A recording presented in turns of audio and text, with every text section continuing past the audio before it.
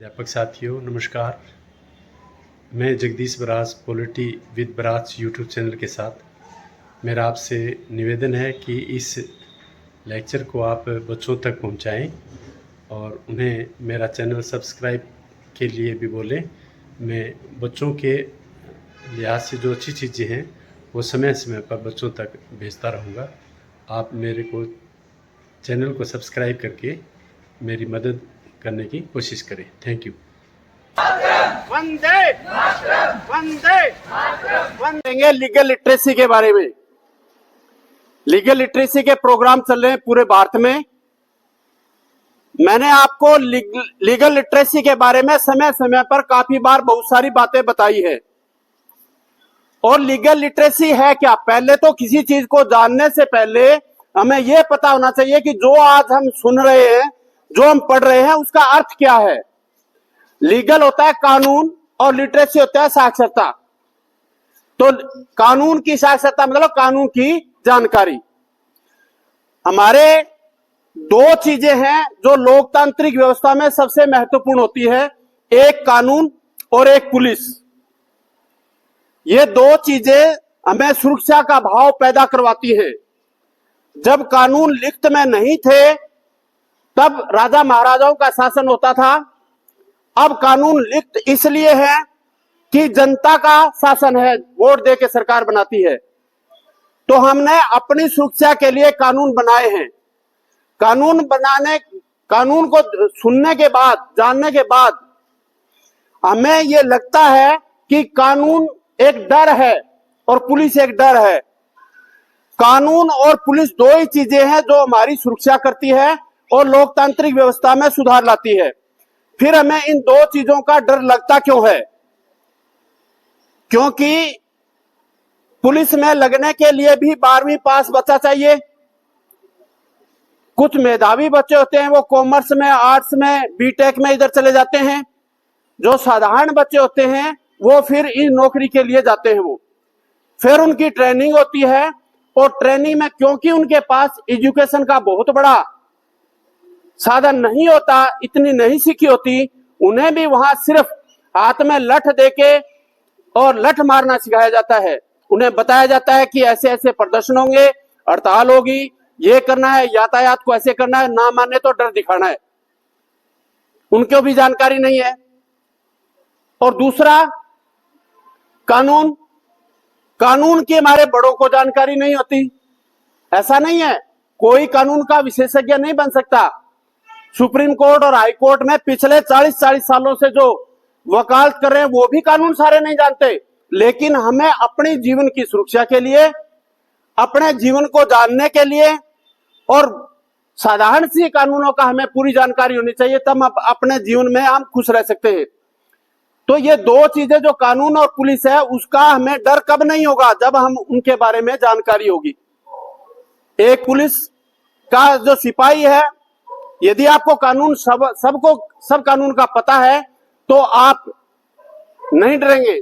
और यदि वो पुलिस वाला गलत कोई आप पर काम, बिना कानून का कोई काम कर रहा है तो आप रोक भी देंगे, सर ये कानून में ऐसा नहीं है। तो कानून और पुलिस से डरना क्या चीज नहीं होती, ये दोनों हमारी सुरक्षा के लिए है। अब हमारा विषय क्या है? Legal literacy. लीगल लिटरेसी शुरू क्यों की गई? क्योंकि हमारा जब संविधान बना था 2 साल 11 महीने 18 दिन बन के 26 नवंबर 1949 को तैयार हुआ था, तो उसमें राज्य के नीति के निर्देशक सिद्धांत भी शामिल किए गए थे जो आयरलैंड से लिए गए थे। राज्य के नीति के निर्देशक सिद्धांत, जैसे हमारे मौलिक कर्तव्य है, मौलिक अधिकार है, ऐसे ही राज्य के नीति के निर्देशक सिद्धांत है। ये लगातार हैं। धारा 12 से लेकर 51A तक, 12 से 51A तक, 12 से 35 तक है मौलिक अधिकार, 36 से 51 तक है राज्य के नीति के निर्देशक सिद्धांत और 51A में मौलिक कर्तव्य है। मौलिक अधिकार हमारे किस लिए हैं? अपने जीवन को स्वतंत्र रखने के लिए, आजादी का आनंद लेने के लिए हमारे अधिकार हैं। एक मनुष्य के मानव के अधिकार, उसे रहना, खाना पीना, निवास करना, घूमना फिरना, बोलना, यह सब अधिकारों में आता है। और अधिकारों में ऐसी व्यवस्था भी है कि कोई ना मानने दे तो हम सुप्रीम कोर्ट में जा सकते हैं। हमारे 11 कर्तव्य भी हैं। इसी तरह राज्य के नीति के निर्देशक सिद्धांत हैं। जो हमारे कर्तव्य हैं उसी तरह हमारे देश के कर्तव्य भी है, जो 36 से 51 तक है, जिसको बोलते हैं राज्य के नीति के निर्देशक सिद्धांत। उस 36 से 51 तक एक धारा जुड़ी हुई है 39A उसमें लिखा है कि देश की सरकार हमारे नागरिकों को मुफ्त में कानून की सुविधा देगी।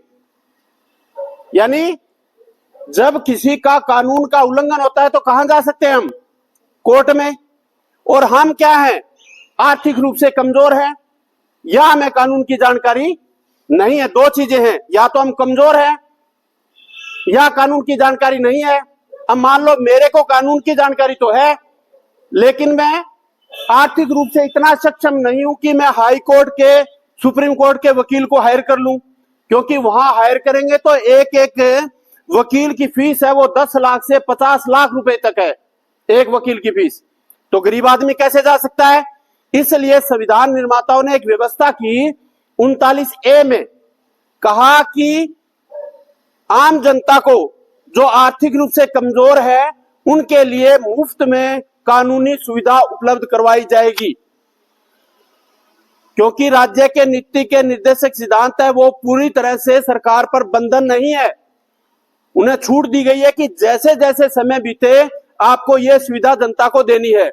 तो 1987 आ गया, 1947 में आजाद हुआ और 1987 आ गया, तब तक ऐसी व्यवस्था नहीं थी। 1987 में एक कानून लाकर यह व्यवस्था की गई, एक संगठन बनाया गया, नलसा, सुना था ना नाम? NLSA, NALSA, national level legal service authority. इसी तर्ज पर बनाया गया स्टेट में, state level legal authority service, और डलसा डिस्ट्रिक्ट लेवल पर। यानी लोकतंत्र में हर जगह आपको 3 सत्र तो पक्का मिलेंगे, हो सकता है कहीं 4 भी हो।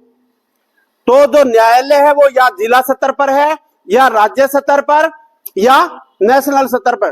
तो तीनों जगह संगठन बना के इस संगठन की जिम्मेवारी दी गई कि आप लोगों को, जरूरतमंद को, आर्थिक रूप से कमजोर को, महिला को, दिव्यांग को, 18 साल से कम उम्र के बच्चों को मुफ्त में कानूनी सहायता प्रदान करनी है। यह काम शुरू हो गया। फिर महसूस किया गया कि मुख्य समस्या क्या है कि हमारे बच्चों में कानून की जानकारी नहीं है। इसके लिए लीगल लिटरेसी क्लब स्कूलों में शुरू किए गए। एक एक टीचर इसका इंचार्ज बनाया गया ताकि आपको कानूनों की बारे में जानकारी दे सके। जैसे मैं आपको कई बार बीच बीच में बताता भी रहता हूं, वो कानून की जानकारी आपको होनी चाहिए, छोटी छोटी। अब पोक्सो का एक्ट बना था, लड़कियों के साथ दुर्व्यवहार होता है उसके लिए। दिव्यांग के लिए अनेक कानून हैं। शिक्षा से संबंधित बच्चों के क्या अधिकार हैं, कोई अपहरण हो जाए तो क्या अधिकार है, आप ट्रांसपोर्ट पर, सड़क पर चलते हो तो यातायात संबंधी आपके क्या अधिकार हैं और क्या कर्तव्य है। तो लीगल लिटरेसी का मतलब कोई दायरा सीमित नहीं है, बहुत लंबा चौड़ा है। अपने जीवन में महत्वपूर्ण कानूनों को जानना ही लीगल लिटरेसी है। और इसके लिए जैसे हमारे अनेक गतिविधियां होती हैं, सीमा मैडम करवाते हैं चार्ट बनवाना, और उसका उद्देश्य क्या होता है? उसका उद्देश्य ये नहीं होता फर्स्ट सेकंड थर्ड निकाल दिया, जितनी राशि है ये बच्चों के खाते में डाल दिया, हाँ जी ठीक है, और बाकी को हम कह देते हैं कि चलो अगली बार तैयारी कर लेना। हाँ, ये प्रोसेस है। बच्चों को प्रोत्साहित करने के लिए इनाम देना भी जरूरी है, उनका मान सम्मान बढ़ाना भी जरूरी है, लेकिन मुख्य जो बात है वो है आपके सर्वांगीण विकास की। यानी बच्चा सोचेगा कब? तब उसे ज्यादा से ज्यादा गतिविधियां करने को मिलेगी। और सोचना ही पढ़ाई है। आपके विचार को विस्तृत करना, जितना आपका विचार विस्तृत होगा, जितना ज्यादा समाज के बारे में जान पाओगे, जितना देश के बारे में आप जान पाओगे, उतना ही आपको और जानने की ललक आएगी। तो लीगल लिटरेसी का मतलब है कानून को, कम से कम उन कानूनों को जानना जो हमारे जीवन के डेली रूटीन में आते हैं। हम सड़क पर सुबह जल्दी आ जाते हैं तो सड़क के नियमों का, हमें ट्रांसपोर्ट नियमों का पता होना चाहिए। अब महिला के साथ छेड़खानी होती है, उसका भी कानूनों का पता होना चाहिए कि किस कानून का हम सहारा ले सकते हैं। इसके दहेज प्रथा है, बहुत बीमारी है, तो दहेज प्रथा के बारे में भी लड़के लड़कियों को पता होना चाहिए। यदि कोई दहेज लेगा तो ये सजा है उसकी।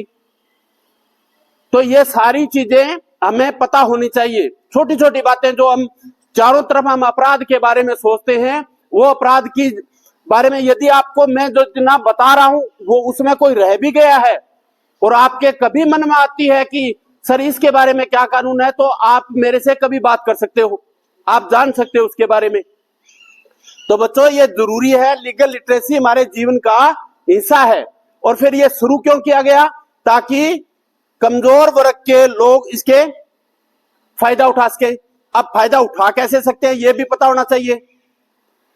जिस आदमी के साथ जिस प्रकार का अपराध होता है या मौलिक अधिकारों का हनन होता है, चाहे दहेज का हो, महिला उत्पीड़न का हो, चाहे अपहरण का हो, चाहे ट्रांसपोर्ट वाला हो, और बहुत से विषय हैं, आरटीआई का हो, राइट टू एजुकेशन का हो, राइट टू इंफॉर्मेशन का हो, किसी प्रकार का कोई भी विषय यदि आपके जीवन में आता है और आपको कुछ जानना है या आपको उस विषय में कोर्ट की मदद चाहिए, तो एक जैसे मैंने 3 सत्र बताए थे, नलसा, सलसा और डलसा के, इसी तरह अदालतों के भी 3 सत्र हैं और तीनों सत्र पर 3 प्राधिकरण बने हुए हैं, यानी 3 संस्थाएं बनी हुई है। नेशनल लेवल, राष्ट्रीय प्राधिकरण, राज्य प्राधिकरण और जिला प्राधिकरण। इन प्राधिकरण में स्पेशल ड्यूटी होती है, कर्मचारी लगे होते हैं भी कोई भी जरूरतमंद बच्चा, कोई भी जरूरतमंद औरत, कोई भी जरूरतमंद नागरिक जिसके पास पैसे नहीं है, जो आर्थिक रूप से कमजोर है, वो बच्चा, वो महिला, वो नागरिक कोर्ट की मदद ले सकता है। वो एक एप्लीकेशन लिखेगा, किसको लिखेगा एप्लीकेशन? प्राधिकरण को, जिला प्राधिकरण को या राज्य प्राधिकरण को या राष्ट्रीय प्राधिकरण को, जैसा विषय है उसके हिसाब से एक एप्लीकेशन देगा, सर मेरे साथ ये हुआ है और मुझे मुफ्त में कानूनी सहायता चाहिए। तो प्राधिकरण में एप्लीकेशन जाएगी और किसको मिल सकती है ये मैंने बताया था, कमजोर, आर्थिक रूप से कमजोर लोगों को, महिला को, 18 साल कम बच्चों को और दिव्यांग लोगों को ये एप्लीकेशन देंगे और एप्लीकेशन उनकी सुनी जाएगी और वकील का नाम उपलब्ध करवा दिया जाएगा, उसे बता दिया जाएगा ये आपका वकील, आप मिल लीजिए। फिर जो एप्लीकेशन लेके गए वो अपने डॉक्यूमेंट से वो वकील को देगा और वकील है वो उसका केस शुरू करेगा। अब जिसने केस किया है उसको लगता है कि मेरा वकील है वो मेरे हिसाब से काम नहीं कर रहा, वो किसी दूसरे वकील से मिला हुआ है, यानी जो मेरे खिलाफ वकील है उसके साथ सांठ-गांठ कर ली है, तो एप्लीकेशन वाला व्यक्ति कभी भी उस वकील को उसी प्राधिकरण में एप्लीकेशन देकर हटवा भी सकता है। एक व्यवस्था और भी है, यदि वकील को लग जाए कि इसने केस तो कर दिया लेकिन ना तो मुझे डॉक्यूमेंट्स उपलब्ध करवाता है और ना ही मेरी आगे सहायता कर रहा है, बार मेरे बुलाने से आता नहीं है, यानी इसकी इस केस में रुचि नहीं है, तो प्राधिकरण को वो वकील भी एप्लीकेशन लिख के कह देगा मेरा क्लाइंट, मेरा ग्राहक जो है वो मेरा सहयोग नहीं कर रहा है, ना वो केस लड़ने आ रहा है, ना पूरे कागज दे रहा है, तो उसे हटाया भी जा सकता है। तो लीगल लिटरेसी का मतलब स्कूल में इतना नहीं होता कि पेंटिंग करना, ये करना, बना दिया ठीक हो गया। आपको सीखना है, अपने विचार प्रकट करने हैं और सभी गतिविधियों का, एक लीगल लिटरेसी नहीं, सारी गतिविधियों का उद्देश्य यही होता है कि बच्चे का सर्वांगीण विकास हो, और विकास तब होगा तब हम चारों तरफ की समाज की चीजों को जान पाएंगे। एक व्यवस्था, जैसे मेरी मीटिंग हुई थी तो उसमें ऐसी व्यवस्था भी है भी कभी भी कोई गेस्ट हमारे स्कूल में आएगा वो बच्चों से और अध्यापकों से भी पूछ सकता है भी लीगल लिटरेसी है क्या। तो लीगल लिटरेसी एक रजिस्टर, प्रस्ताव निकालना ये नहीं है, लीगल लिटरेसी है कानून के बारे में जानकारी, जरूरतमंद को मुफ्त कानूनी सहायता मिलनी चाहिए और हमारे संविधान की धारा 39A में ये लिखा हुआ है। तो मुझे उम्मीद है आपको समझ में आया होगा, इस पर विचार करना।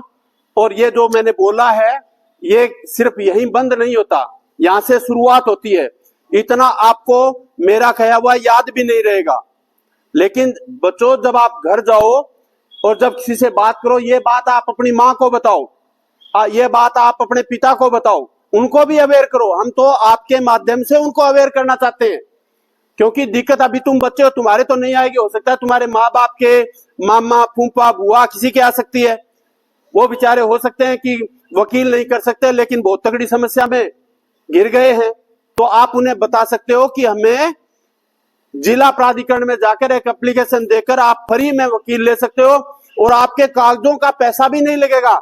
इसमें प्लीडिंग और जो आगे जो जितना भी कागजों का काम होता है, फाइलें बनती है, सबका खर्चा है वो सरकार उस वकील को देती है। तो आपने ये बातें घर भी बतानी है, फिर आपके माँ बाप, आपके रिश्तेदार, आपके पड़ोसी, आपके गली के आपको क्वेश्चन करेंगे क्या ऐसा होता है क्या। यदि आपको नहीं पता तो वो प्रश्न आपने मेरे से आके पूछना है। तो मुझे उम्मीद है आपको समझ में आया होगा। धन्यवाद।